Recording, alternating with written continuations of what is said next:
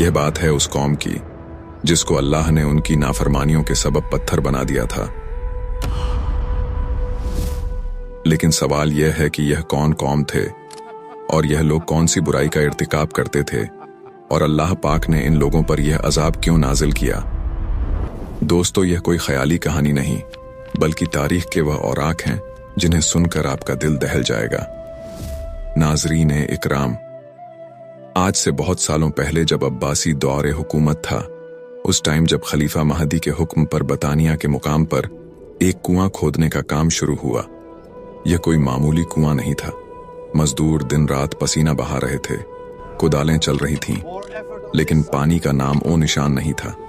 सैकड़ों हाथ गहराई तक पहुंचने के बावजूद जमीन खुश्क थी।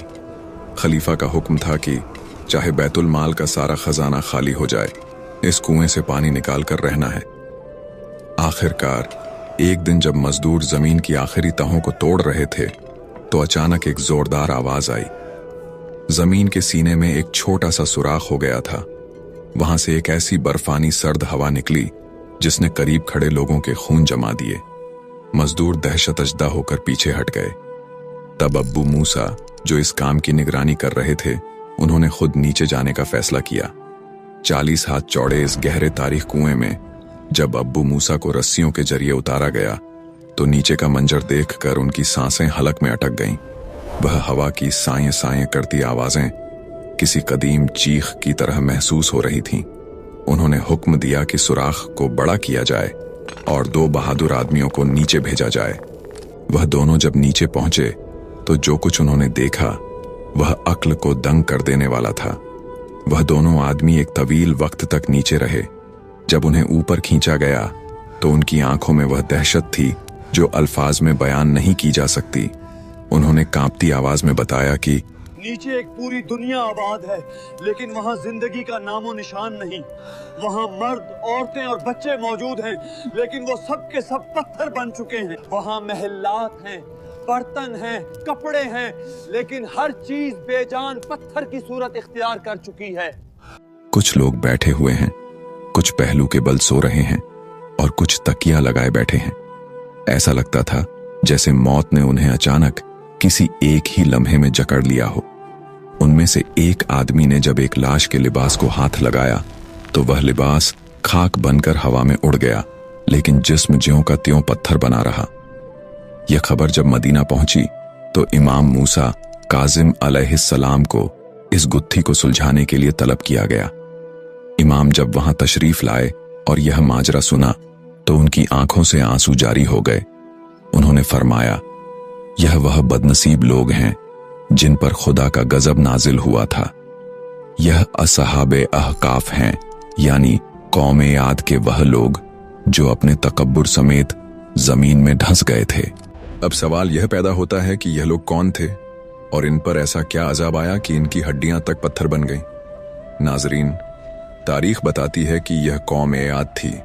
यह वह लोग थे जिन्हें खुदा ने ऐसी जिस्मानी ताकत और कदो कामत अता की थी कि आज का इंसान उनके सामने एक खिलौने जैसा मालूम होता है। उनके कद 120 हाथ बुलंद थे और चौड़ाई 60 हाथ। उनकी ताकत का यह आलम था कि वह किसी भी छोटे पहाड़ी टीले को हाथ से उखाड़कर फेंक देते थे। उनके शहर इरम के महल्लात सोने और चांदी के सुतूनों पर खड़े थे। वह रास्तों पर ऊंचे मीनार बनाते, कबूतरों के लिए बुर्जियां तैयार करते और अपनी ताकत के नशे में चूर होकर लोगों पर जुल्म करते थे। हजरत हूद अलैहिस्सलाम, जो उन्हीं के भाई और अल्लाह के नबी थे, वह उन्हें मुसलसल समझाते रहे कि ऐ मेरी कौम, इस खुदा की इबादत करो जिसने तुम्हें पैदा किया। अपने गुनाहों से तौबा करो ताकि वह तुम्हारी कुव्वत में और इजाफा करे और तुम पर बारिशें नाजिल करे। लेकिन कौम आद का जवाब क्या था? वह हंसते थे और कहते थे, ऐ हूद, हमसे ज्यादा ताकतवर कौन है? हमारे खुदा मजबूत हैं, तुम्हारा खुदा हमें क्या नुकसान पहुंचाएगा। हजरत हूद अलैहिस्सलाम ने उन्हें 760 साल तक दावत दी, लेकिन उनकी सरकशी बढ़ती ही गई। आखिरकार अल्लाह का फैसला आ गया। पहले 7 साल तक बारिशें रोक दी गईं। कहत ऐसा पड़ा कि जानवर तड़प तड़प कर मरने लगे।